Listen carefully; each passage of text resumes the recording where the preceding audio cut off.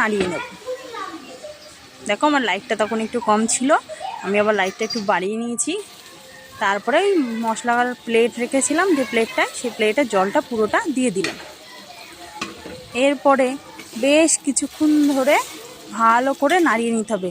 গ্যাসের ফ্লেমটা কিন্তু লো রাখবে, কারণ মশলাটা পুড়ে আবার ভয় থাকবে না হলে।